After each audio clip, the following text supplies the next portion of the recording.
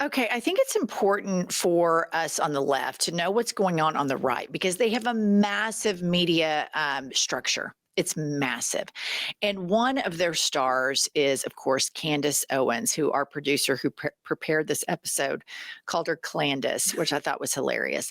And Candace Owens has this very right wing, rabid MAGA base. And she's been able to kind of pop off because she's a big trans hater. And she's had this theory about Emmanuel Macron, the French president, that his wife is trans. And she gets millions and millions and millions of views. And she's been conducting an investigation into this. Well, then Charlie Kirk was murdered, and Charlie Kirk was her friend. And now she's conducting an investigation into the murder of Charlie Kirk. And so let's just watch this clip right here to kind of set the soil of what we're going to take you through, what Candace is up to. Clandis. All right, play the clip.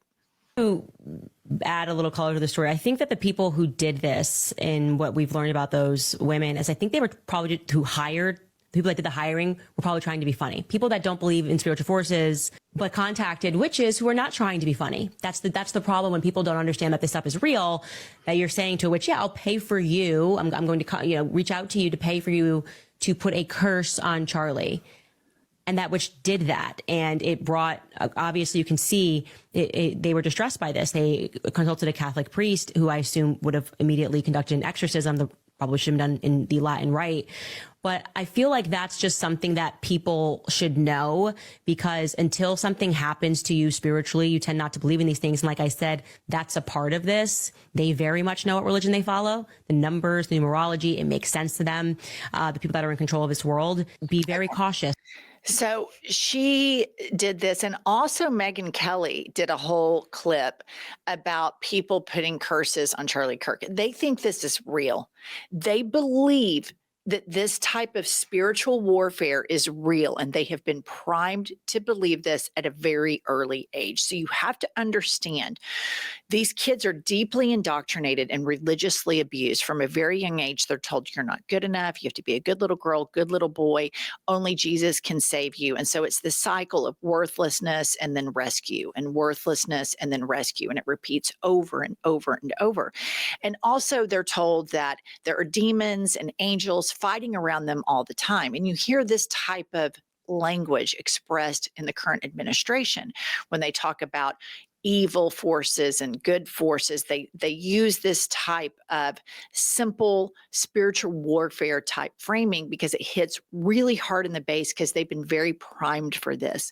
And I grew up in a Bible Belt state, and I can tell you with certainty that people believe in this type of magical thinking. They think it is very real. They believe in spiritual warfare, and they're constantly on a shame, feel worthless, get rescued cycle all day, every day, multiple times a day. And so they find themselves where people speak their language and say crazy things. And then next up, she reveals on her Insta stories, she goes on a rant about the alleged shooter, Tyler Robinson. Put this up. I want to break this news immediately because it feels important, and I think if I don't break it immediately, something bad might happen. I hope I have earned the trust enough of the people to believe me when I say that I have verified this information but cannot reveal the source.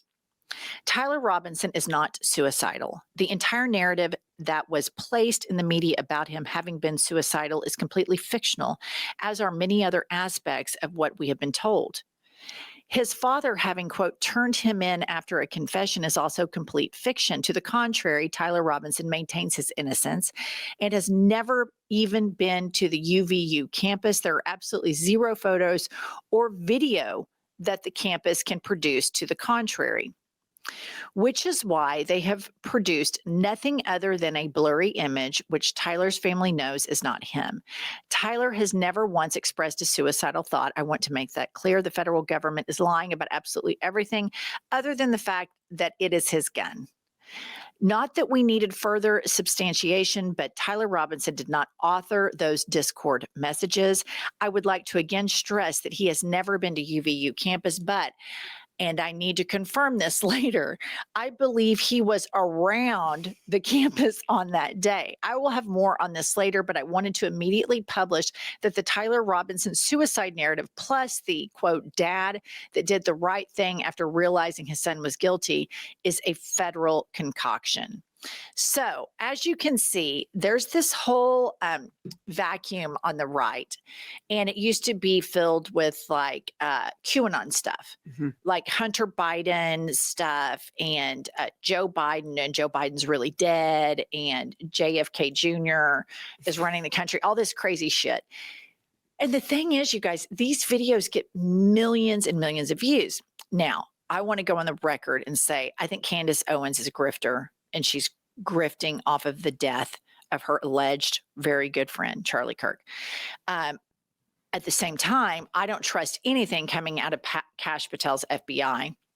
If they had some smoking gun that Tyler Robinson was a radicalized leftist that had a penchant for trans people, it would be all over the place. And Pumps, you read something, there's a gag order on the case. Yes, the DOJ asked for a gag order so that no one involved in the case, lawyers, witnesses, can speak out, which I might remind everybody, when Donald Trump was going through his many trials and threatening judges, that he was furious about the gag order, but his Justice Department doesn't want to talk about any of this stuff. And I think we all can deduce why. And I hate to give Candace any credit, but she's right. Nobody can believe any of this bullshit because none of it seems true.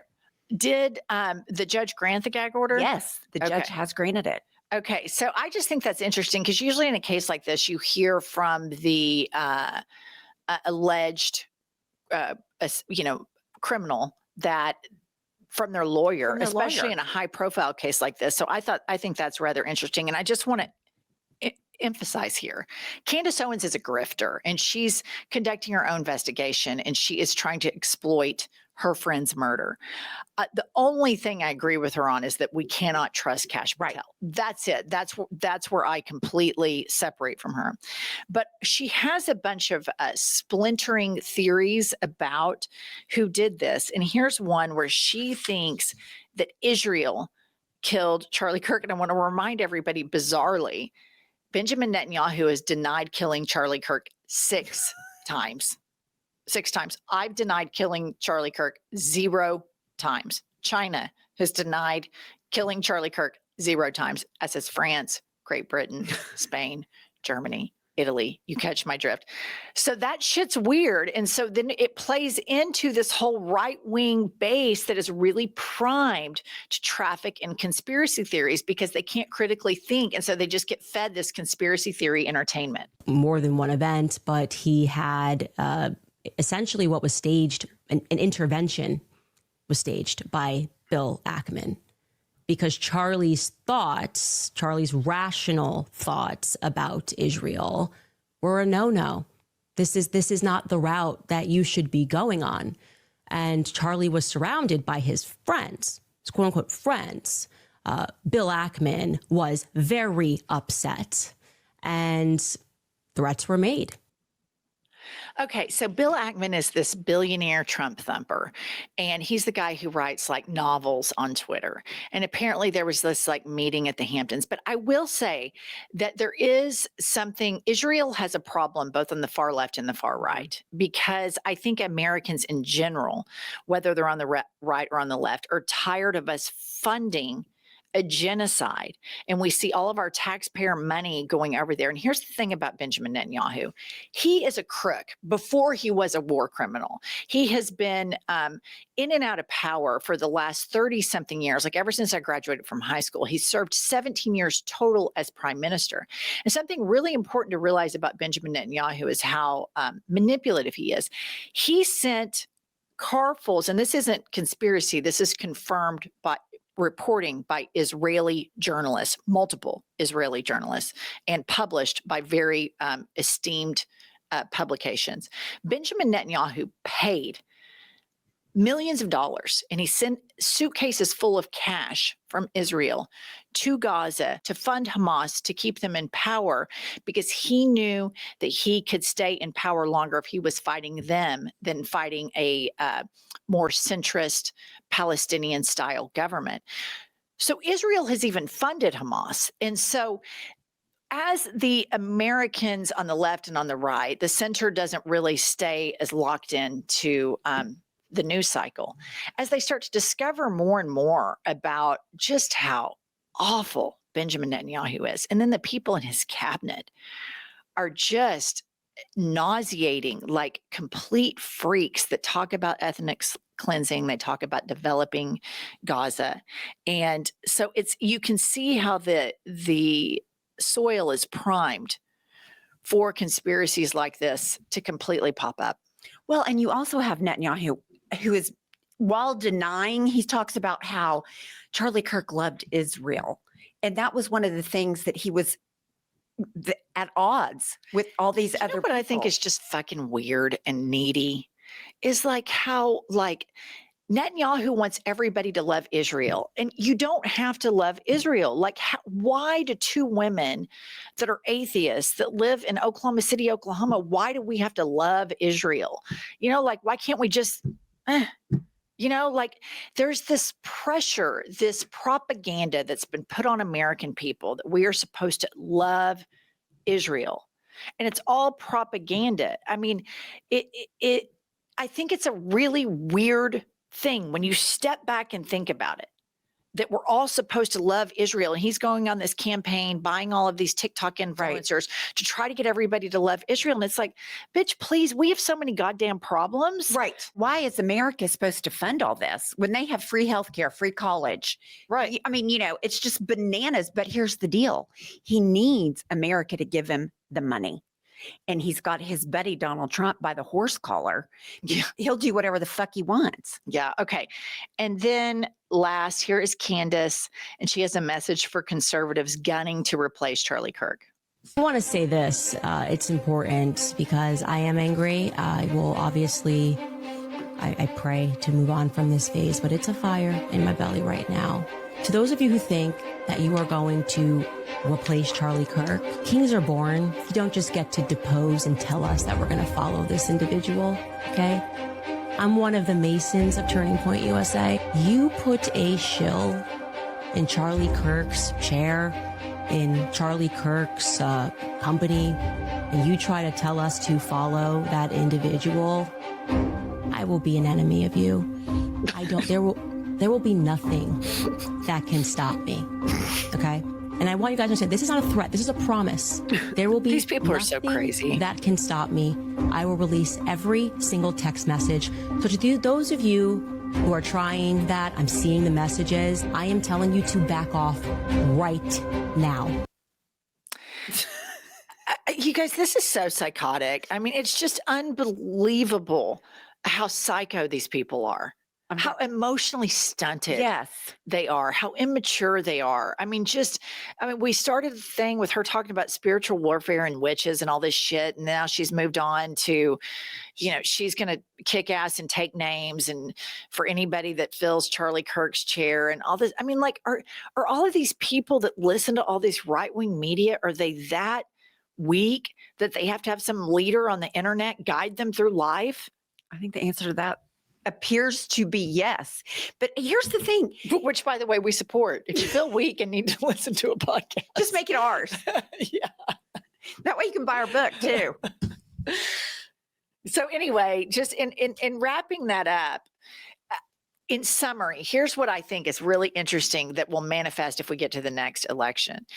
New York Times had a report that came out, some polling that came out. Israel's polling really, really low in the United States right now, which, what a relief, considering we've all seen the images from Gaza. At the same time, we have Benjamin Netanyahu hiring all of these American influencers to put out all this pro-Zionist shit and probably to suppress any sort of real imagery coming out of the horrific genocide and war crimes in Gaza. And so he's a propagandist. He's a fascist. He's basically a dictator, Mhm. Benjamin Netanyahu. And I think he's facing like criminal charges for bribery and stuff in Israel. And he keeps getting all of that delayed. So he found another dipshit, criminal, propagandist in Donald Trump. And I think it's a very dangerous time. So I don't know. I don't know how to articulate this other than to say there is a consensus building on the right and on the left that Israel and Benjamin Netanyahu are not our friends, that they are using us for our money. There's a consensus building for that. And at the same time, if the Democrats were smart messengers, they could say, look at who else does the same thing. Candace is doing Right. this. He is using you, rural Americans, for your money. And we all know he's robbing the piggy bank, and his friends are probably robbing the piggy bank, and he's made billions of dollars in just 9 months. But the messaging on the left is so beholden to Israel that they can't speak out with clarity about it because they're so scared of being called an anti-Semite. When the anti-Semites, like Candace Owens giving a shit about Palestinian children, but not giving a shit about gay kids in America, it tells you all you need to know. Right. She cherry picks for money and for clicks, which human rights she supports, because none of us are free until all of us are free. And so a really good indicator of somebody who really walks the walk and talks the talk is they leave no one behind. And on the right, they leave a lot of people behind. So it's just a weird thing. And then on top of all that, Candace is Black with all these white racist followers. It's just right wing is weird. It's crazy. And she's a Mason on the Charlie Kirk Foundation, that he said straight up that Black women are not as smart as everybody else. Great point. It's weird. It's weird. It's really weird. All right. We want to keep our eyes on what's going on with the grifters on the right, because I think they have this huge media enterprise that gets millions and millions and millions of views, and people just eat that shit up. So I think it's from time to time we need to just do a little check-in. It's pretty See entertaining. what's going on with too. the right-wing media. All right. That's all we have. Buy our book. We'll see you later.